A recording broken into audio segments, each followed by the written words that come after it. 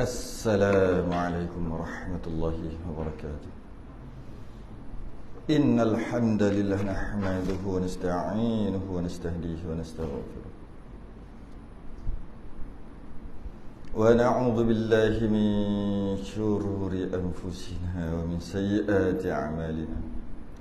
من يهده الله فلا مضل له ومن يضلل فلا هادي له. أشهد أن لا إله إلا الله وحده لا شريك له. أشهد أن سيدنا محمدا عبده ورسوله. اللهم صل وسلم وبارك على سيدنا محمد الفاتح لما أغلق والخاتم لما سبق ناصر الحق بالحق والهدي إلى صراطك المستقيم. صلى الله عليه وعلى آله وأصحابه حق قدره ومقداره العظيم. اللهم نور بالكتاب بصري وأتلق بلساني اشرح بي صدري واستعمل به جسدي بحولك وقوتك فإنه لا حول ولا قوة إلا بك سبحانك لا علم لنا إلا ما علمتنا إنك أنت العليم الحكيم. ولا حول ولا قوة إلا بالله العلي العظيم. أما بعد. Alhamdulillah, kita rafa'kan kesyukuran pada malam ni. Kita sambung kitab Kifayatul Muhtadi.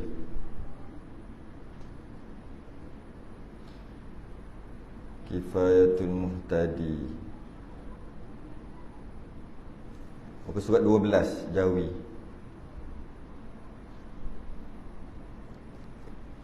Rumi tak tahu. Muka surat apa Rumi? Dibangkitkan jadi Nabi. Berapa belas? 16 Rumi. 16 Rumi.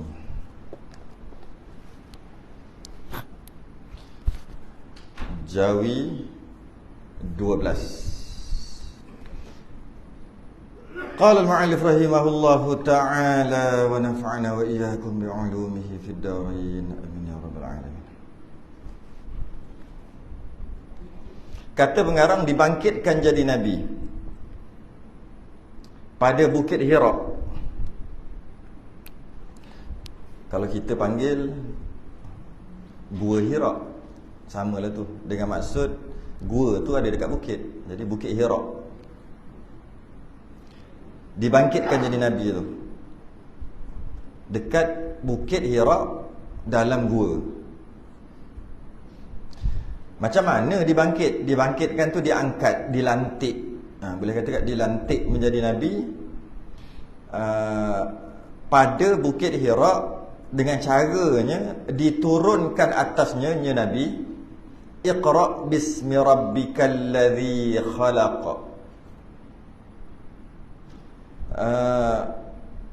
Kalau kita tengok, kita baca sikit lagi.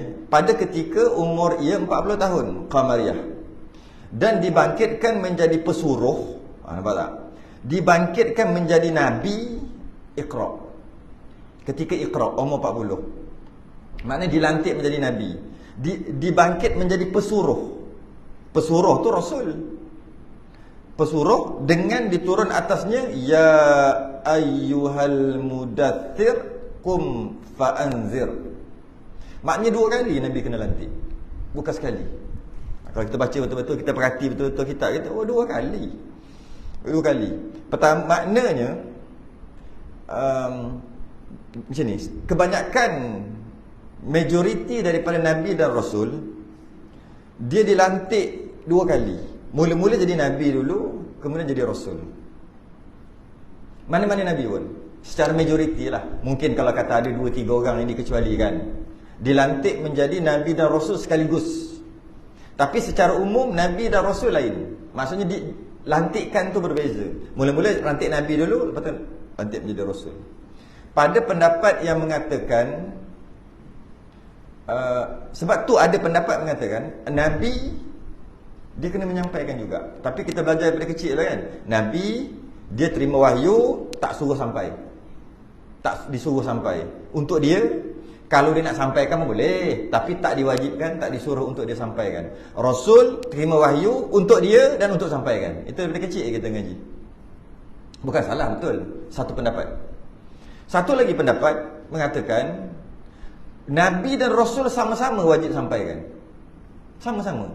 Bezanya, Nabi sampaikan, yang dilantik menjadi Nabi sahaja, sampaikan syariat Rasul sebelum. Rasul yang sebelum dia. Nabi tu. Rasul menyampaikan syariat baru. Tu beza dia. Jadi mana-mana Nabi yang kata Nabi ada 100,000 lebih. Rasul 313, ada kata 314, ada kata 315, ada khilaf kat situ. 300 lebih Rasul. Nabi 100,000 lebih. Yang Nabi 100,000 lebih tu semua wajib sampaikan juga.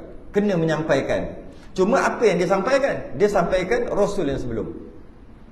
Bila diutus menjadi Rasul, dia ada syariat sendiri. Ada yang boleh, ada yang tak boleh. Ada yang pegang anjing boleh. Ada ketika Rasul yang lain pula utus, pegang anjing tak boleh lah. Ada berbeza. Ada yang cara menyucikan najis dia dengan air.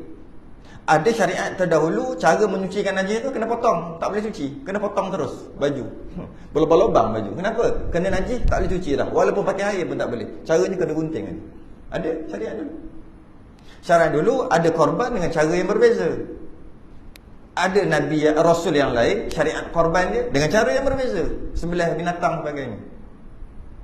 Ada syariat puasanya dengan cara tak makan tak minum sehari semalam, 2 hari, 3 hari puasa. Syariat, ada syariat yang siang aja macam kita. Ada yang makan tak boleh tapi minum boleh. Macam-macam syariat. Syariat yang berbeza ni diutuskan kepada Rasul yang berbeza. Di antara Rasul dengan Rasul, Rasul dengan Rasul kadang-kadang beratus tahun, 500, ada mungkin 1000 tahun. Di antara satu Rasul dengan Rasul yang seterusnya. Di antara Rasul dengan Rasul seterusnya ada banyak Nabi. Kat situ banyak Nabi. Nabi saja bukan Rasul. Nabi ni menyampaikan juga, tapi yang disampaikan Rasul yang sebelum ni. Syariat Rasul yang sebelum. Pada pendapat tu mengatakan, yang kedua tu ada dua, iaitu Nabi, setiap Nabi dan Rasul dia dilantik, dibangkitkan 2 kali. Yang pertama lantik menjadi Nabi dulu untuk diri dia saja. Yang kedua lantik selepas pada tu lantik menjadi Rasul. Maknanya ketika lantik menjadi Nabi itu, Nabi saja dia kena sampaikan syariat yang sebelum. Syariat yang sebelum tu. Cuma jarak tu biasa tak lama. Mari kita tengok ini. Kalau kat sini macam mana? Ketika Nabi terima Iqra dekat Gua Hira, umur Nabi 40. Kemudian Nabi kena peluk sampai 3 kali. Sebab Nabi kata, aku tak tahu membaca. Akhir sekali Jibril pun baca, Iqra bismi rabbikal ladzi khalaq. Nabi pun ikut.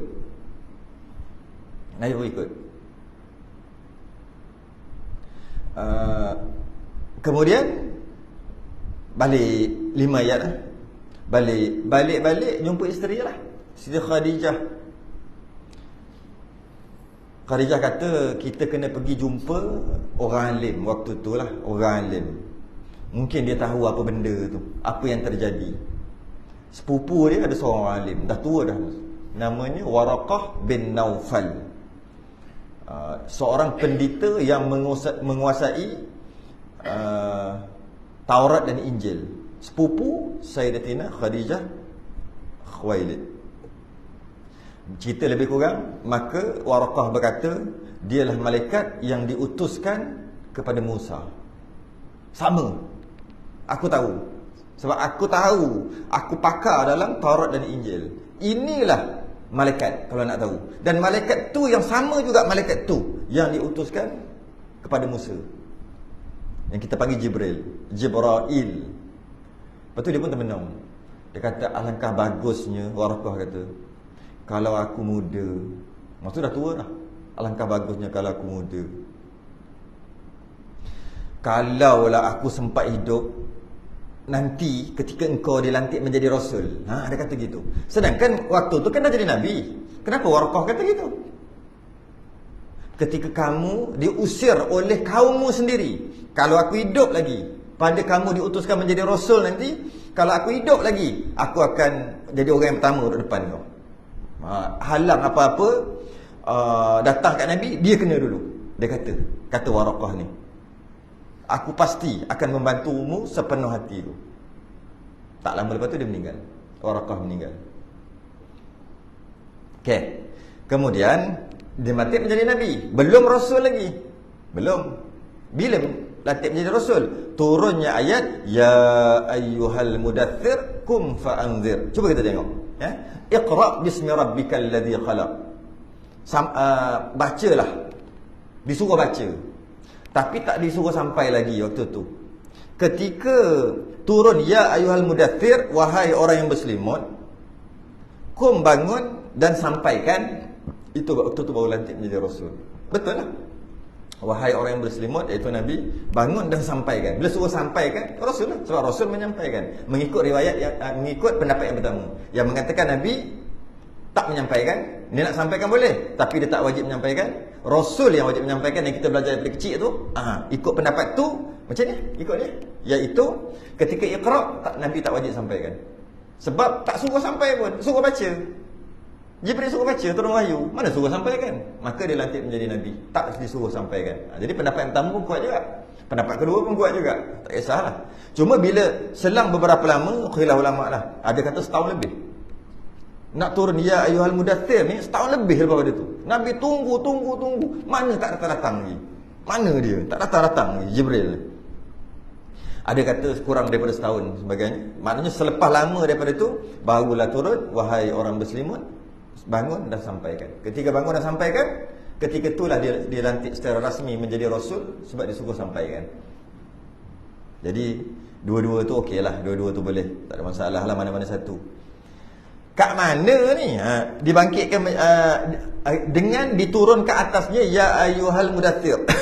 Ayat ni turun kat mana? Ayat Iqra turun dekat Gua Hira. Ayat ni turun pada rumah Sayyidah Khadijah. Isteri Nabi lah yang pertama, yang ketika Nabi bersama Siti Khadijah berkahwin selama 28 tahun, Nabi tak kahwin lain. Isteri yang pertama tak kahwin lain 28 tahun, dan dapatlah anak-anak Nabi semua daripada Khadijah. Apa nama? Qasim, Abdullah, Ummu Kalthum, Ruqayyah, Zainab, Fatimah. Semua lahir kat rumah Sayyidah Khadijah ataupun Siti Khadijah kita panggil. Tempatnya dekat Mekah Al-Muazzamah, yang mana 28 tahun tu lahir anak 7 orang, 3 lelaki, seorang lagi tu ada daripada ibu lain. Kemudian semua anak-anak yang lelaki tu semua meninggal. Kita dah bahas sebelum ni lah.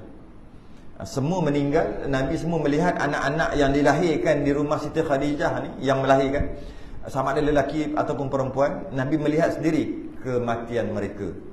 Melihat sendiri anak mereka, anak Nabi semua meninggal. Seorang je yang melihat kewafatan Nabi, iaitu Fatimah. Fatimah je yang tengok Nabi wafat. Yang lain semua Nabi tengok. Isterinya semua Nabi tengok wafat. Maknanya kuat lah, kena kuat lah Nabi ya. Dekat mana tu? Rumah Siti Khadijah tu pada daerah tempat yang masyhur dengan rumah As-Sayyidah Fatimah yang di Zuqaq Al-Hajar. Nama satu tempat tu Zuqaq Al-Hajar. Dengar cerita Zuqaq Al-Hajar ni telah menjadi pelantar Masjidil Haram, tak jauh daripada Babun Nabi, pintu Nabi. Dekat tak jauh daripada pintu Nabi. Di situlah rumah tu, rumah Sayyidah Khadijah asalnya, dan termasuk juga rumah Sayyidah Fatimah. Kat situ dah tak jadi. Maknanya rumah tu dah tak ada. Ketika tahun bila tah kerajaan Arab Saudi dia nak kerajaan Arab Saudi ke sebelum Sekejap. Sebelum bukan Saud ni, sebelum tu lagi. Dia nak besarkan pelantar tu masjid tu. Sekali dijumpa masa dia tu, dijumpa balik ada tempat sembahyang Nabi, mihrab ada sikit, tempat biliknya. Yang ni boleh cari, saya tengok pun kat Google, kat YouTube Google orang tunjuk masa dia nak ni. Masa dia atas kat gambar lah dulu. Lukis. Sepatutnya kita pelihara, tapi nak buat macam mana? Dah hancur dah, tak ada dah. Boleh tengok je lah lantai tu. Kemudian berpindah. Ini secara ringkas tentang hidup Nabi. Kita kena pegang dan kena ajar anak, dan kita kena faham macam tu. Nabi kita ni. Kemudian berpindah, atau bahasa lain kita panggil hijrah. Ia ke Madinah. Hijrah lah, berpindah lah ia ke Madinah. Bukan lari Jangan kata lari. Dan kata pelarian ke apa, jangan kata. Pindah. Dengan arahan Allah.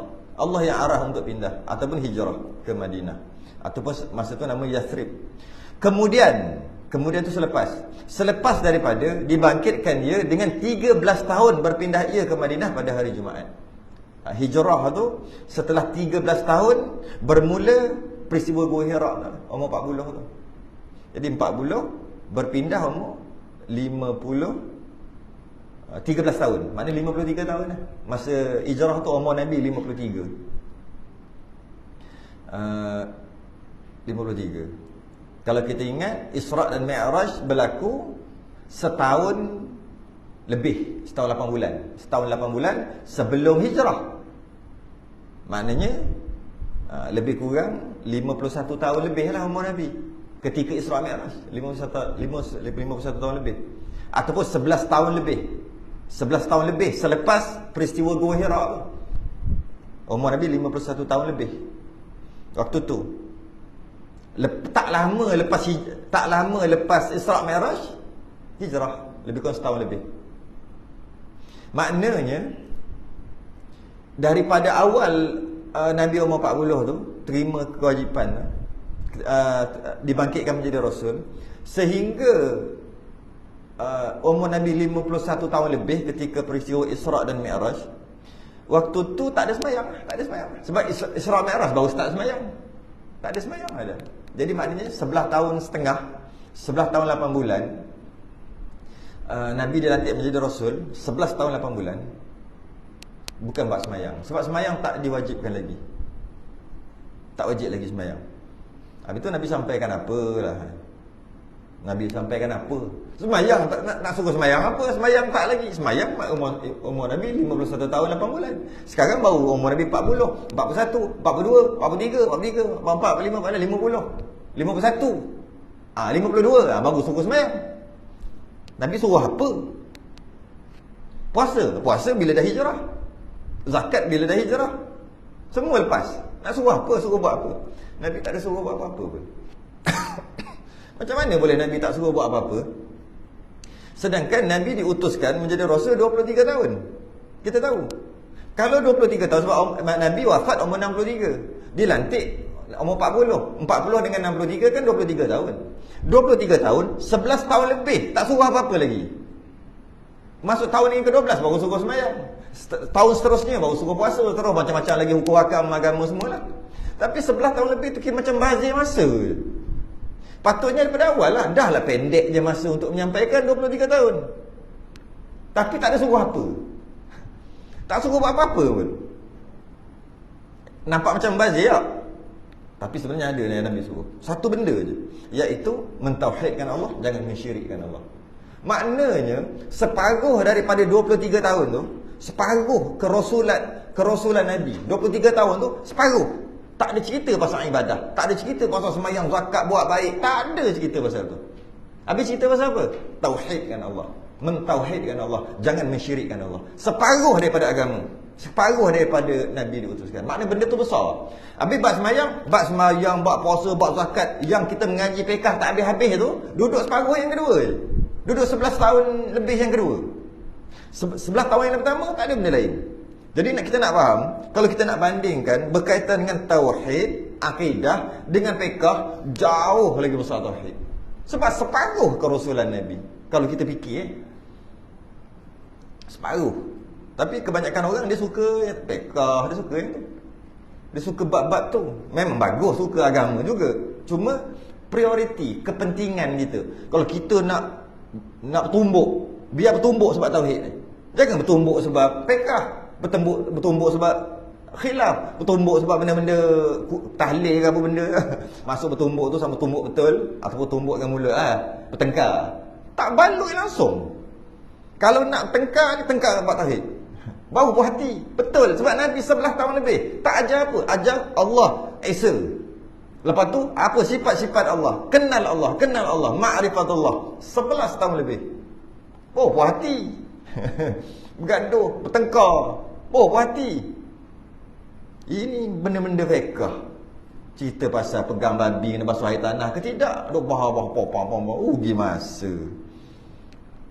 Kita tak faham prioriti, kepentingan tu. Maknanya kalau kita faham tiang agama yang Nabi ajar, tiang agama iaitu sembahyang setelah 11 tahun lebih. Ajar tiang agama. Kita tahu tiang agama sembahyang ni penting. Tapi Nabi ajar buat tiang agama setelah Nabi diutuskan menjadi Rasul 11 tahun lebih. Jadi kalau tiang agama sembahyang tu penting, buat tauhid berganda-ganda lagi penting. Lagi penting. Kita selalu marah anak kita tak sembahyang tak? Kita pernah tak marah anak kita tak kenal Tuhan? Kalau mudah kita bahasa sekarang, tak ngaji sifat 20. Tu bahasa sekarang. Pernah marah. Macam mana kita marah dia tak sembahyang? Macam mana kadang-kadang kita cubit dia masa dia kecil-kecil sebab dia tak sembahyang. Suruh sembahyang. Sepatutnya kalau macam tu kita marah tentang sembahyang anak kita, bab tauhid kita kena mengamuk. Mengamuk sungguh. Kalau dari segi prioriti. Tapi kita tak nampak prioriti tu. Kalau kita tengok yang Nabi sampaikan, kita nampak. Tiang agama sembahyang. Tapi kalau tak ada tiang, ada tapak, masih lagi ada tanah. Sebab nak letak tiang atas tapak. Tapak ada, tiang tak ada. Dengan maksud tak sembahyang, tapi masih lagi ada tapak. Bila ada tapak, masih lagi boleh duduk dekat tapak tu. Tapi malu kat orang nampak aurat. Panas tak ada atap. Basah jeruk tak ada dinding, tak ada sejuk malam-malam. Tapi tetap ada tanah. Walaupun tak ada tiang. Tanah tu apa? Itulah akidah. Itulah tauhid. Kita tekankan. Semayang. Habis tiang nak letak kat mana? Tanah tak ada. Akidah tak ada. Itu yang paling penting, akidah. Paling penting. Tapi itulah. Kenal Allah, kenal Rasul. Tu yang penting. Sangat penting. Nabi menerapkan nilai-nilai akidah separuh kerasulan dia. Tak ajar, tak suruh pun buat benda lain selain daripada mantapkan akidah. Keluar kat situ, keluar dibangkitkan 13 tahun, berpindah ke Madinah pada hari Jumaat. Maksudnya macam ni. Maksudnya bermula keluar daripada rumah Nabi hari Jumaat. Keluar, bukan sampai. Nanti kau faham sampai ke Madinah, bukan. Keluar sebab Nabi hijrah tu kan lama, perjalanan tu lama. Jadi ketika Nabi keluar dari Mekah bersama Sayyidina Abu Bakar As-Siddiq dan ada seorang lagi tu, pemandu penunjuk jalan, 3 orang. Nabi keluar tu pada hari Jumaat. Hari Jumaat. Tu, jangan salah faham, bukan sampai tu. Sampai kan dia? Dan sampai ke Madinah. Ni baru sampai pada hari Isnin. Sampai hari Isnin. Jumaat, Sabtu, Ahad, Isnin. 4 hari. Bukan. Isnin satu lagi. Nabi duduk dalam gua tu pun dah 3 hari. Kan yang labah-labah buat sarang, yang burung buat sarang tu kan, nak ni. Jadi maknanya berapa hari Jumaat, Sabtu, Ahad, Isnin, Selasa, Rabu, Khamis, Jumaat, Sabtu, Ahad, Isnin. 11 lagi lah. Bukan Isnin, Jumaat, Sabtu, Ahad, Isnin, bukan. Isnin satu lagi, 11. Dan kat sini ada khilaf. Ada kata 11, ada kata 13, ada kata 9. Tapi area tu lah lebih kurang tu. Tapi logik tak? 11 hari, jarak dia, kalau ikut jarak yang Nabi pergi tu 475 km. Pernah try jalan kaki 11 hari? Sehari jalan kaki. Berapa kilometer? Tak pernah try tak? Setengah hari lah, 12 jam. Sebab nak kali-kali kan. Tak pernah juga. Takkan nak kira sejam. Tak aci Sejam kali 24. Lepas tu kali 11. Sejam 4 kilo. Tu naik apa? Jalan kaki. Nabi naik unta. Tapi kadang-kadang turun bawah juga. Tapi kadang-kadang berhenti pula 3 hari tu. Apa? Sejam 4 kilo jalan kaki. Kalau unta? Siapa tak biasa lagi naik unta 12 jam kan? Sejam naik unta berapa kilometer? 8 lah. Dia 475 km perjalanan tu. Tapi ada yang kata Nabi tak jalan macam ni. Macam ni, adalah cara lari sikit, kot ni sikit. Sebab nak elakkan daripada musyrikin Mekah dah cari kot ni. Nabi pusing. 475 km 11 hari. Kalau kira macam tu lah, kira tadi 11 hari. Berhenti banyak tempat, malah ada yang tidur lagi. Lepas tu berhenti dekat Quba, buat masjid Quba, berhenti lagi. Padahal dah dekat dah dengan Madinah waktu tu. Sampai hari Isnin, kira lah, kita fikirlah sedikit, kira kita renung-renungkan, fikir macam tu lah. Oh, 11 hari berjalan begitu, itu tujuannya. Dan bersungguh-sungguh ia pada menzahirkan agama Islam. Bersungguh-sungguh menzahirkan agama Islam bila sampai kat Madinah. Sebab apa? Sebab Nabi bersungguh-sungguh di Mekah yang beriman 300 hingga 500 orang je. 11 tahun lebih tu. Bukan 11 tahun, 13 tahun tu. Lepas 13 tahun baru hijrah kan. 13 tahun, umur Nabi 40 sampai 53. 300 orang je beriman. Semua keluarga dekat-dekat. 300 orang aja, 11 tahun. Lepas hijrah, bersungguh-sungguh ia menzahirkan agama Islam. Sebab dekat Mekah kena tekan. Bila kat Mekah kena tekan, dia payah sikit. Kena seksa, kena tangkap dan sebagainya. Jadi di Madinah tak kisah, sebab dah tertubuh negara Islam kat situ. Jadi boleh menzahirkan agama Islam. Okey. Daripada 300 orang asal 11 tahun 300 orang je, dan membukakan beberapa negeri yang besar-besar di dalam masa 10 tahun. Yalah, Nabi wafat 63. Nabi hijrah umur 53. Mana 10 tahun 10 tahun tu dapat buka. Bukan dapat kumpul orang masuk Islam ramai, bukan. Siap dapat buka negeri. Maksud dapat jajah negeri yang besar-besar dalam masa 10 tahun. Beribu, berpuluh ribu yang masuk Islam. Mula-mula asalnya kerajaan Mekah tak nak terima Nabi, tolak Nabi. Nabi pun pergi ke Madinah buat negara Islam. Bila Nabi buat negara Islam, negara-negara yang asalnya tak nak terima patut terima dah. Sebab tu kita kena ada persatuan. Dia kata kan, longkang sumbat. Seorang pergi buat report kat sini pembandaran, dah bahan pembandaran, jangan main majlis pembandaran. Bukan majlis daerah, pembandaran. Jangan main. Cukai pintu naik. Cukai pintu naik. Tiba-tiba sumbat. Seorang pergi, tak ada pun datang. Cuba, apa yang buat komplain tu? Persatuan taman apa sebagainya lah. Persatuan. Dia buka mata sikit. Cuba lagi besar. Gabungan persatuan sekeliling. Persatuan taman-taman. Community. Nak lagi besar, bawa YB. Datang, bagi sign, bagi itu. Kejap dia datang. Begitu lah. Kalau seorang, tak lagi.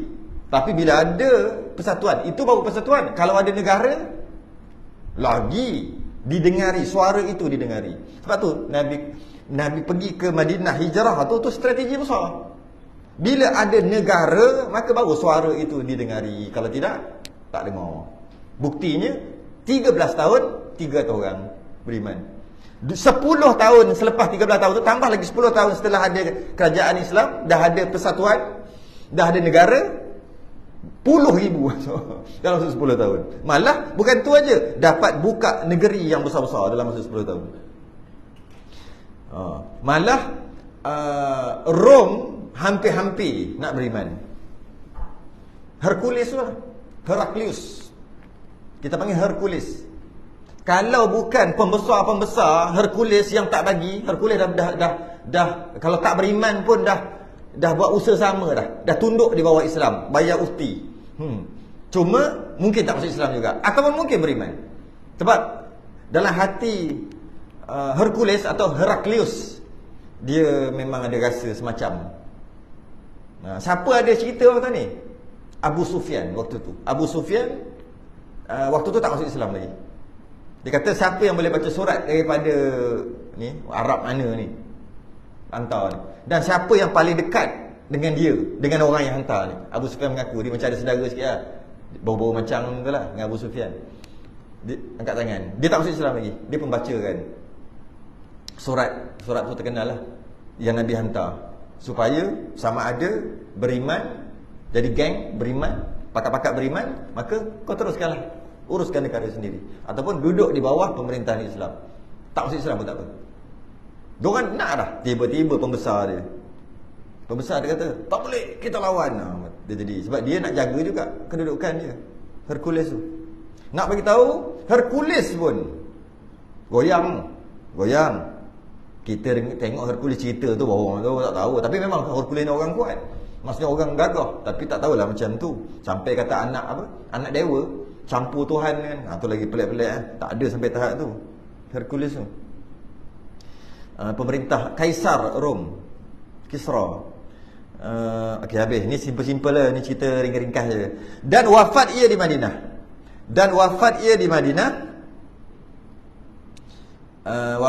Ia di Madinah kemudian daripada sakit dulu.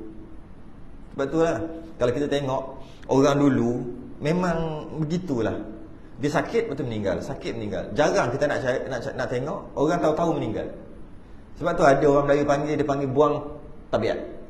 Ya. Kenapa ada istilah buang tabiat? Buang tabiat. Tabiat yang biasa dia buat, tiba-tiba dia tak buat. Biasa dia suka minum kopi, tiba-tiba kali tu tak mau minum kopi, nak minum Milo, padahal dia tak boleh minum Milo. Tiba-tiba selang 3 hari, selang 1 minggu selepas itu meninggal. Isteri dia kata apa? Itulah, biasa minta pagi kopi, hari tu buat Milo. Dia kalau Milo cirit berit, patut buang tebiat. Tentu. Sebab apa ada tu? Dia ada datang sakit dulu.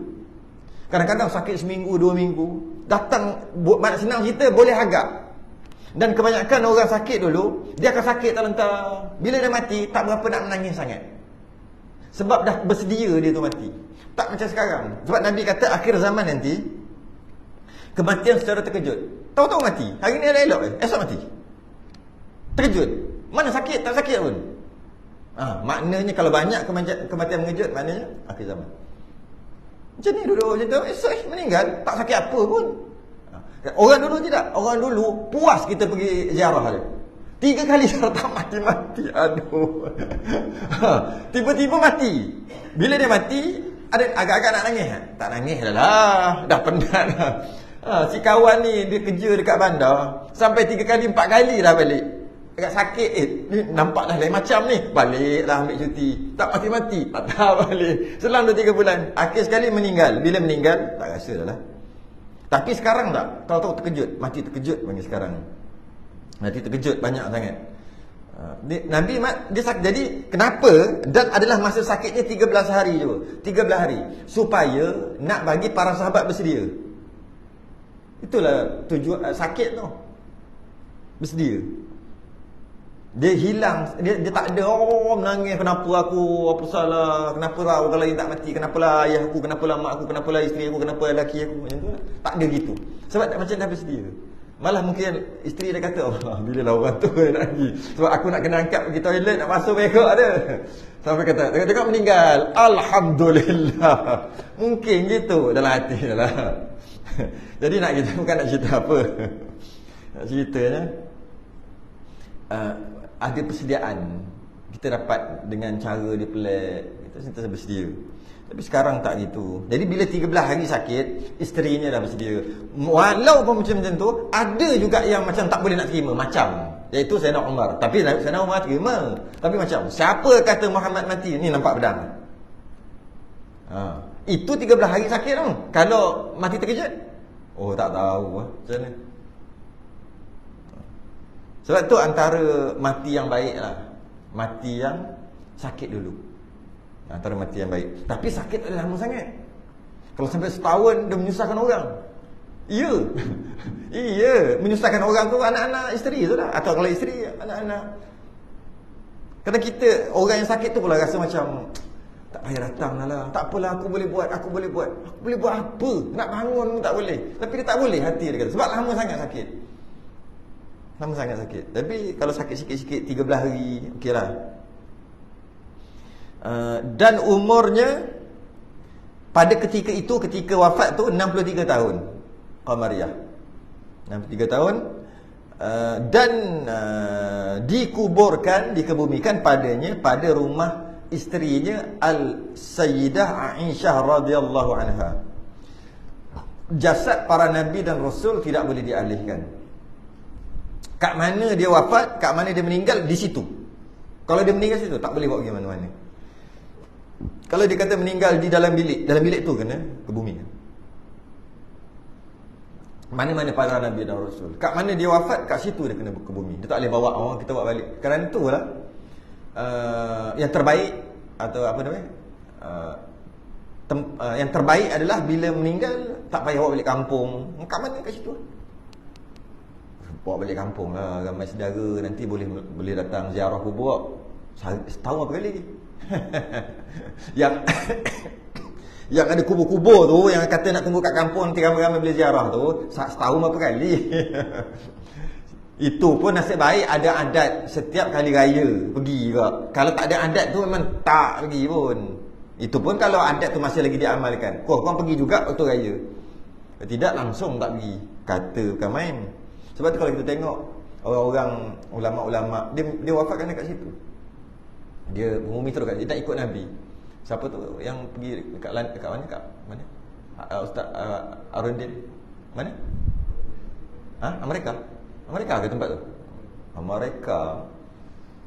Pertama nak bawa balik, tak boleh bawa balik gitu je. Dia kena keluarkan darah tu. Keluarkan darah, masukkan apa benda tu. Saya tengok video tu hari tu. Dia masuk tu. Lepas tu bila masuk, dia tolak keluar darah. Masuk cecair apa benda tu. Itu satu hal. Dah, maknanya pertama menyakiti mayat dah kat situ. Hilang kemuliaan jenazah kat situ. Yang kedua, berapa lama nak ngumi? Berapa hari? Makan proses masa minggu-minggu. Yang ketiga, kenapa tak ngumi kat situ? Ngumi kat situ je lah, kat tempat yang meninggal tu. Ikut macam Nabi. Dan okey, apa lagi? 13 hari itu asalnya duduk bergila-gila kan. Nabi kan ada isteri ramai. Jadi duduk lepas rumah ni lama tak larat. Yalah nak pergi, dah lah sakit, nak pindah-pindah rumah. Akhir sekali Nabi minta macam ni lah, semua isteri-isteri nak duduk rumah Sayyidatina Aisyah. Korang datanglah sini kalau nak tengok aku. Macam tu lah. Kalau tak pindah-pindah dah lah sakit. Yang dalam 13 hari itu duduk rumah Sayyidatina Aisyah dan wafat kat situ. Kemudian dah wafat tu dimandikan oleh Sayyidina Ali. Dan ada lagi sahabat, 7 orang lagi sahabat mandikan. Cuma yang cara mandi dia tak buang pakaian. Dimandikan Nabi tak buang pakaian. Tak boleh, takut tertengok aurat Nabi. Maka tak buang pakaian, mandi atas pakaian tu je lah. Yang menariknya, Nabi wafat tu hari Isnin. Nabi wafat hari Isnin. Dikebumikan malam Rabu. Maknanya 2 hari lebih baru ke bumi. Lama lah juga. Kenapa jadi gitu? Apabila Nabi wafat, semua kecoh. Sebab Nabi tak ada tinggalkan wasiat. Bila aku meninggal, aku wafat begini-begini, tak ada. Jadi semua pakat kecoh, tak tahu nak buat apa. Macam sudah tak tahu nak buat apa. Lepas tu peperangan memang sedang berlaku di sana. Dia hantar perlu. Ada ini perlukan askar tambahan. Waktu tu kan dah buka banyak, dah besar dah Islam waktu tu. Maksudnya pemerintahan negara tu macam-macam. Ada orang nak bagi zakat, ada orang nak bagi zakat, nak membelanjakan harta apa semua, kena ada ketua. Jadi bila macam tu, para sahabat dia cari siapa yang layak. Dalam proses mencari siapa yang layak ganti Nabi tu, jenazah Nabi tak diuruskan. Sehinggalah hari Rabu tu, malam Rabu, Isnin wafat, malam Rabu, sekerana nak cari siapa yang ganti. Akhirnya dilantik Sayyidina Abu Bakar As-Siddiq, yang mana sebenarnya sebelum tu Sayyidina Umar Al-Khattab. Tapi Sayyidina Umar tak berani nak jadi khalifah. Sayyidina Umar kata, aku nak jadi khalifah walaupun orang lantik dia secara demokrasi. Aku. Ketika Nabi sakit, Nabi tolak Sayyidina Bakar jadi imam, bukan aku. Nabi kata Sayyidina Bakar jadi imam. Nabi nak jadi makmum. Sayyidina Bakar je tak nak, tapi Nabi suruh. Sayyidina Abu Bakar tak nak. Maknanya Nabi nak jadi makmum, Sayyidina Abu Bakar Nabi suruh jadi imam. Besar tu. Nabi tak suruh aku. Maka macam tu Sayyidina Abu Bakar. Maka Sayyidina Abu Bakar jadilah khalifah 2 tahun lebih je, 2 tahun lebih. Lepas tu Sayyidina Umar Khattab tu lama, belah tahun. Cuma lepas dapat lantikan tu lambat pada hari Rabu. Baru. Jadi dapat kita faham kat sini, sahabat tergamuk buat kat Nabi gitu. Kita katakan gitu. Sepatutnya selesai-selesailah dulu. Macam orang Melayu, apa, tanah kubur masih lagi merah, jangan duk sibuk pasal paraik. Ini dah meninggal orang tu, sibuk nak paraik tu. Sama. Kita kata gitu. Kita tu salah faham tu sebenarnya. Duk meninggal apa, baru je dah orang lah uruskan jenazah ayah kita. Anak-anak sibuk dia cerita pasal paraid, gila harta semua. Kita kata gitu, seolah-olah benda tu tak betul. Kita biar dulu bab tu. Sedangkan para sahabat buat begitu juga.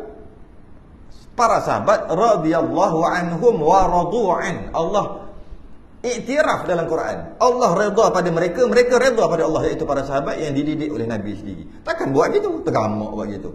Maknanya kita dapat faham apa benda? Kita dapat faham memilih pemimpin adalah salah satu daripada pekerja agama. Memilih pemimpin adalah salah satu daripada pekerjaan agama.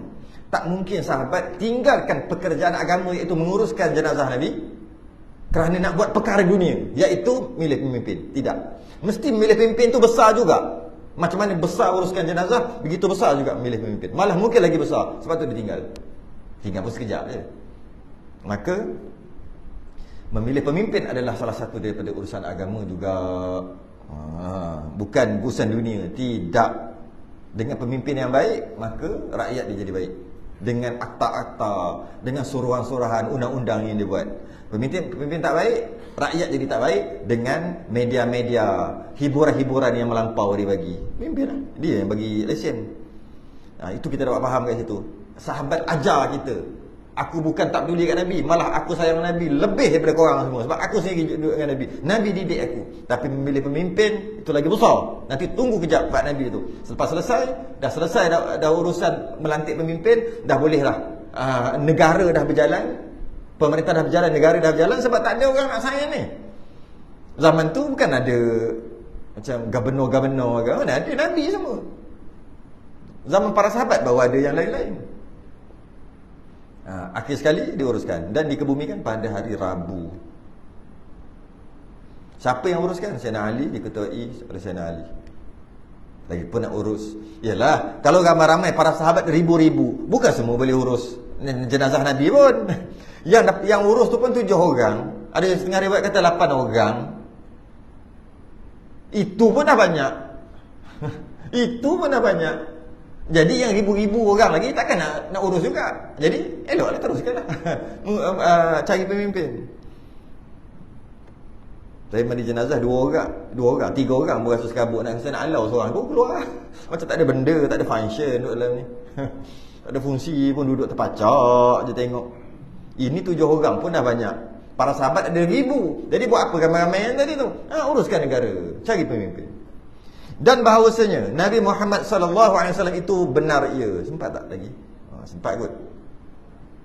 Ini adalah sifat yang wajib bagi Rasul yang pertama, iaitu siddiq. Cuma dia tak cakap siddiq, dia cakap benar. Benar tu siddiq lah. Sebab perbahasan yang kita akan masuk ini adalah perbahasan tentang sifat Nabi yang 4, iaitu siddiq, amanah, tabligh dan fatanah. Cuma ada khilaf di kalangan ulama mengatakan 3 ataupun 4. Ada kata siddiq, amanah, tabligh, fatanah tak ada. Fatanah tu cerdik, tak ada. Bila kita kaji balik yang kata tak ada fatanah tu, sebenarnya fatanah tu duduk dalam tabligh. Ada jugalah, cuma dia keluarkan. Orang yang nak tabligh, nak menyampaikan, dia mesti fatanah, mesti cerdik. Kalau dia tak cerdik, dia tak boleh sampaikan. Kena cerdik kalau nak sampaikan. Maka ulama meletakkan cerdik tu, fatanah duduk dalam tabligh. Nak menyampaikan, muka masam. Contoh lah, tak cerdik Nak menyampaikan, cakap tak kena dengan orang yang nak sampaikan. Yang nak sampaikan tu orang kampung, cakap bahasa tinggi, bahasa universiti, bahasa globalisasi. Mana orang tua tu tahu? Orang pangkat tinggi, educated, cakap macam orang kampung, cakap macam budak-budak, tak cerdik tu. Jadi macam mana bila sebut tabligh, automatik dia mesti ada fatanah. Maka ulama bagi, ada yang kata siddiq, amanah, tabligh, fatanah duduk kat luar, jadi 4. Ada kata siddiq, amanah, tabligh, fatanah tak ada, kena fatanah dah ada dalam tabligh. Sebenarnya sama je lah. Dalam kitab kita samalah, siddiq, amanah, tabligh, fatanah tak ada. Jadi Nabi itu benar. Benar Nabi. Wajib kita kata Nabi itu benar. Dari segi hukum syarak. Ada 2 perkara dari segi hukum syarak. Yang pertama, kita kena kata Nabi itu benar, atau siddiq. Siddiq, benar.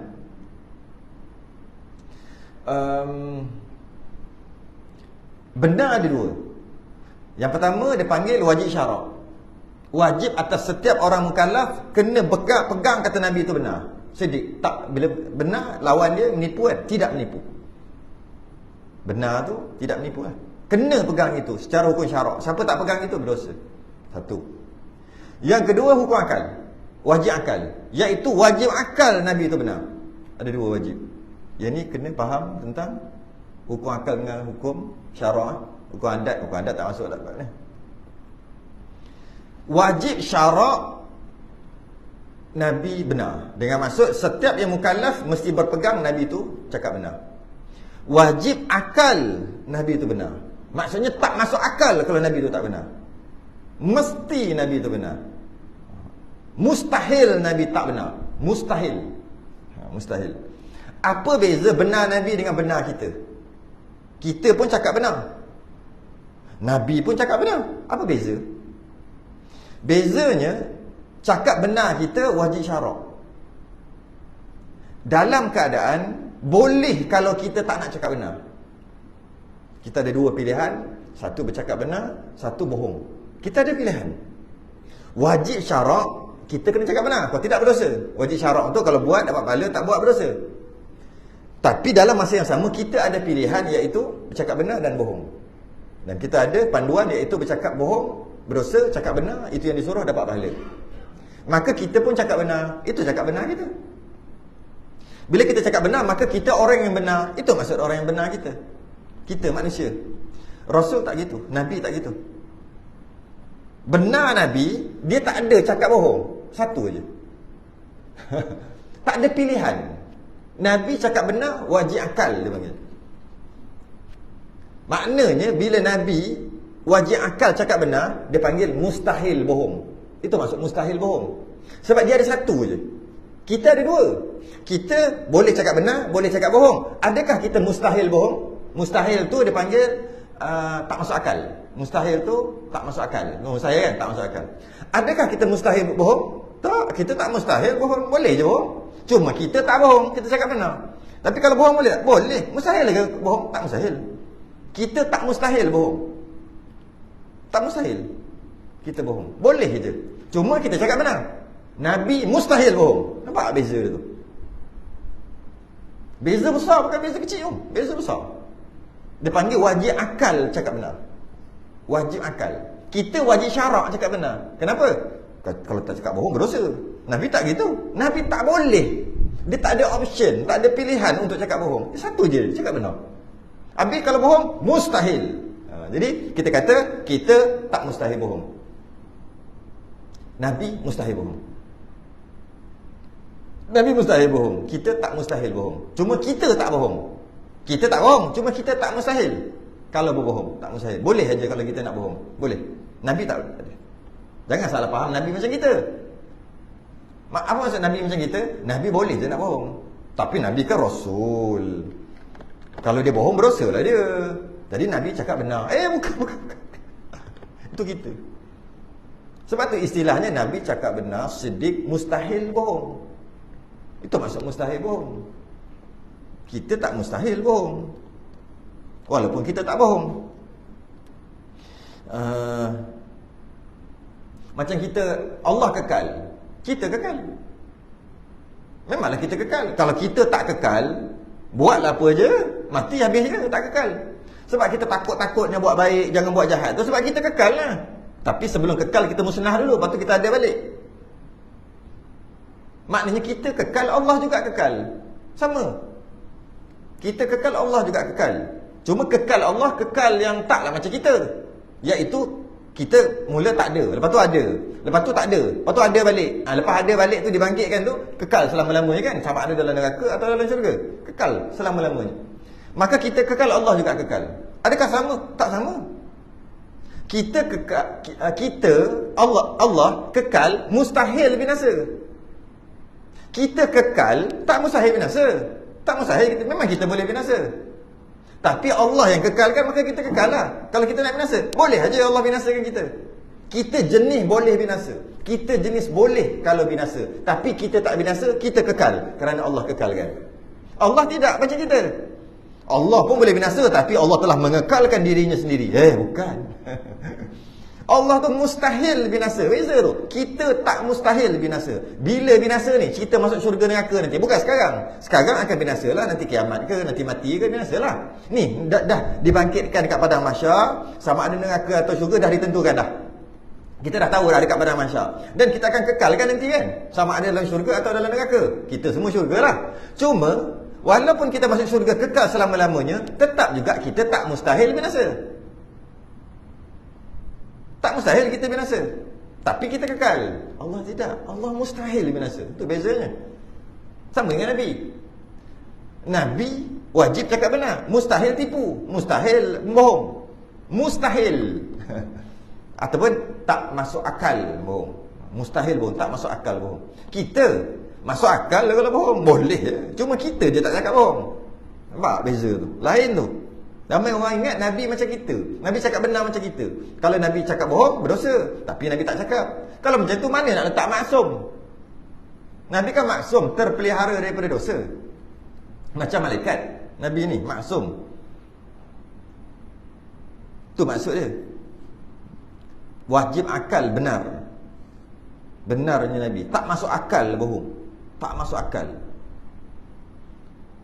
Benar. Apa lagi Okay. Jadi kena katalah Nabi benar. Kena pegang gitu. Sebab apa kena kata gitu Nabi benar? Sebab Nabi lah asas segala agama ni. Kita kenal Allah pun melalui Nabi.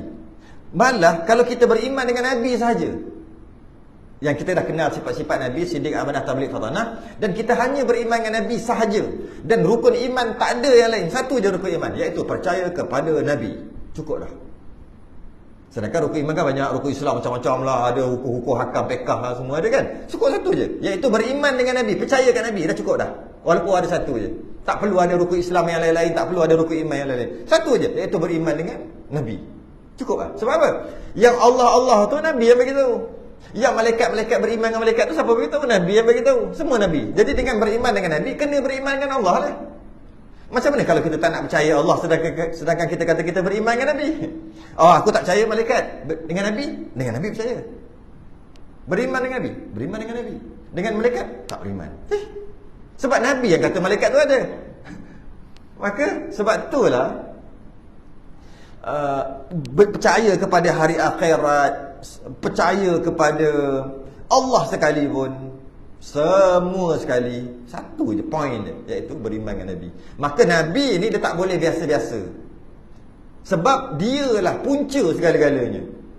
Dengan kita kata kenal Tuhan tu Allah pun dia. Kita kenal Tuhan pun dia. Kita tahu hari kiamat pun dia. Malah kalau semata-mata beriman dengan satu aja, rukun iman satu perkara, percaya kepada Nabi, dah memadai semua Islam dan iman. Jadi sebab itulah taubat orang yang menghina Rasul Nabi tak akan diampunkan pada mazhab Maliki, walaupun dia bertaubat. Mazhab Maliki satu aja. Mazhab Maliki kalau kata kan, dia hina Nabi, kemudian dia bertaubat, tetap juga manusialah. Allah tu cerita lain, kita tak tahulah, terpulang lah. Kita ni maksudnya, kita tak boleh kata dia dah bertaubat, tak boleh juga. Sedangkan kita tahu kalau orang tu buat salah, bila bertaubat, kita jangan kata bertaubat, dah lah, benda lama lupa lah. Cukup, lupa kan. Sebab dia dah bertaubat. Tapi kalau dia hina Nabi dan dia kata dia bertaubat, mengikut mazhab Maliki tak boleh terima taubat dia. Manusia tak terima. Tetap kata dia salah juga. Tapi dia dengan Allah, wallahu alam, pulang. Tapi kita tak boleh kata. Tapi mazhab Syafi'i tak. Mazhab Syafi'i kata dah dia bertaubat, kena kata dia bertaubat lah. Kena buat baik kan dia. Mazhab Maliki tidak. Tidak diampunkan orang yang menghina Nabi. Sebab dia punca. Tapi orang yang menghina Allah, jika dia bertaubat, dia terima taubat dia. Kita terima, oh dia dah taubat dah. Dulu memang dia hina Allah gitu gini. Sekarang taubat dah, mengucap balik, taubat dah. Kita kena kata dia baik dah.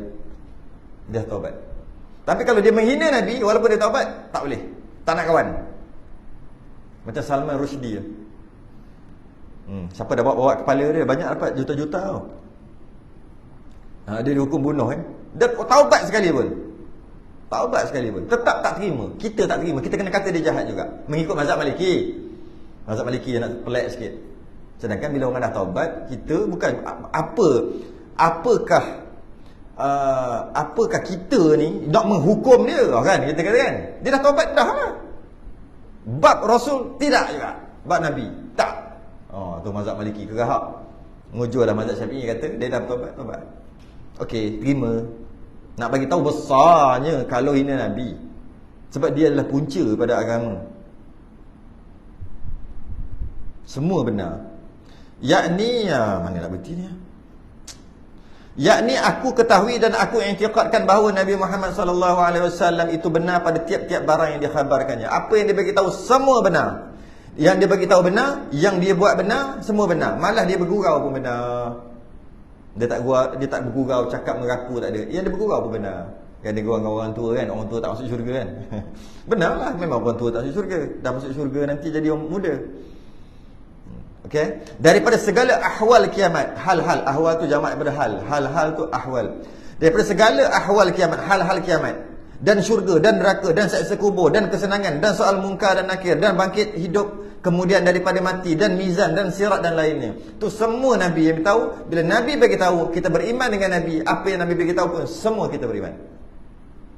Yang bersangkut paut dengan tiupan sangkakala, yang bertahu sangkut paut dengan padang mahsyar, syafa'atul uzma, apa lagi semua-semua tu lah. Alam barzakh, azab kubur, mungkar nakir, perkara sam'iyat, perkara yang berlaku dalam syurga, berlaku dalam neraka, semua kita percaya yang Nabi bagi tahu. Semua kita kena percaya. Habis. Secara umum begitu je lah. Lagi kepercayaan Allah atas titahnya. Ni amanah. Dia tak cakap amanah, dia kata lagi kepercayaan. Kepercayaan tu amanah lah. Sidik, amanah, tabligh, fatanah. Baru habis sidik secara ringkas. Lepas ni amanah, tabligh, fatanah. 3 lagi ya. Akan datang lah sambung.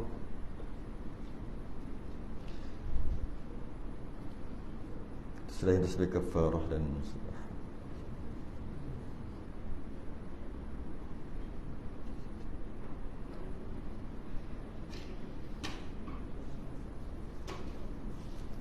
Assalamualaikum warahmatullahi wabarakatuh.